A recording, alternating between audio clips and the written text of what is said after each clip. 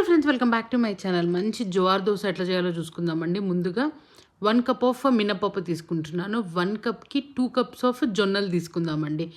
జొన్నలు అంటే పచ్చ జొన్నలు తీసుకోవాలనమాట. చాలా హెల్తీ ఇది. ఎంత హెల్తీ అంటే మీరే ఒకసారి గూగుల్ చేసి చూసుకోండి, తెలిసిపోతది. ఇందులో సరిపడా మెంతులు వేసుకుందాం. అంటే ఒక హాఫ్ టీ స్పూన్ వేసుకుంటే సరిపోతదనమాట. సరిపడా అంటే సాల్ట్ లాగా కాదు కదా! హాఫ్ టీ స్పూన్ మెంతులు అండ్ కొంచెం రైస్ అండి. ఒక half glass or half cup అట్లా రైస్ తీసుకొని మంచిగా 10 అవర్స్ నానబెట్టుకోవాలండి. మినిమమ్ 10 అవర్స్ అయితే నానాలి ఇదంతా.